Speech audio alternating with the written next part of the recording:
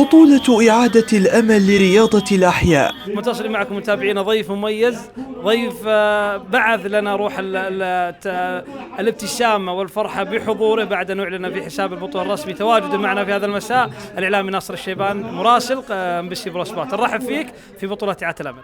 الله يحييك أخوي فهد، وأنا سعيد جدا بتواجدي في هالبطولة. يعني مهما تكلمنا في النهاية الحديث عن هالبطولة يكفي أنها تحمل مسمى جدا غالي علينا، إعادة الأمل. أعتقد أنه هذه البادرة وهذا الاهتمام تحديدا في بطولة الأحياء وفي عموما يعني في بطولات الحواري، أعتقد أنه جدا جانب رائع وجانب مميز، وأعتقد أنه انعكس قبل ما ينعكس على الحضور وعلى الفرق المشاركة انعكس علينا احنا بكل صراحة يعني كزوار أنه نفخر في بطولة بهذا النوع. طبعا أستاذ ناصر، بطولة إعادة الأمل كما قلت أنه تحمل اسم مميز. الراعي الرسمي للبطولة هو لجنة التنمية الأهلية بحي عرقة كراعي رسمي، وأيضا تحت مسؤولية الخدمة الاجتماعية. البطولة نظمها فريق حارة. تجمعت هلا التوجهات الثلاثة لإرسال رسائل هادفة للمجتمع، مسؤولية اجتماعية، رسالة معنوية لجنود البواسل، أيضا خدمة الشباب. أعتقد أنه يمكن هذا الأمر احنا اعتدنا عليه في الأندية الرياضية.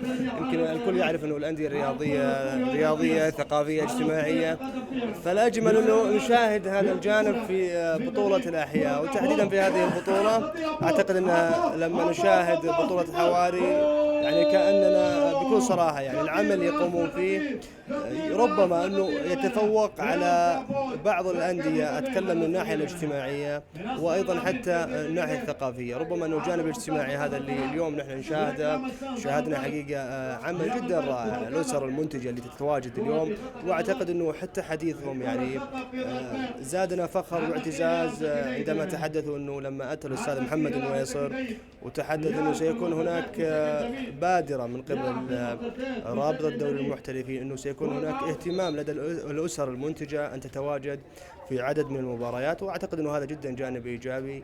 يعني الكل يعرف أنه رياضة الأحياء أنتجت لنا لاعبين كثر، واليوم أيضا نشاهد أشياء جدا رائعة، والجوانب الاجتماعية أيضا أروع. أستاذ ناصر، طبعا تواجدك كإعلامي مميز ومعروف ومحبوب في الوسط الرياضي، نحتاج من مثل هالتواجد وبالتأكيد دعم لنا في رياضة الأحياء بنقل هالتميز في رياضة الأحياء إلى الإعلام الخارجي بما نقدم من تميز. بالتأكيد حضورك هو أول دعم لنا، فعندما يتم ذكر اسمك وتواجدك لهذه البطولة هو بحد ذاته دعم. القادم أجمل بإذن الله. بكل تأكيد أعتقد أنه شرف لي إني أتواجد، وخلينا نتكلم بكل صراحة. يعني ترى إحنا بدأنا من الأحياء ورياضة الأحياء، وقبل شاركنا في عدد من البطولات، فأعتقد أنه واجب علينا وشرف لنا أن إحنا نتواجد قبل يعني ما تتكلمون معنا وأي شخص يتحدث معنا. يمكن اتصل فيني الأخ العزيز الأستاذ معيض الشهري وتحدث أنه حضور، قلت بالعكس هذا واجب، وأعتقد أنه يعني أنا بالنسبة لي جاهزين لأي دعم نقدمه لهالبطولة. الله يسعدك. شكرا.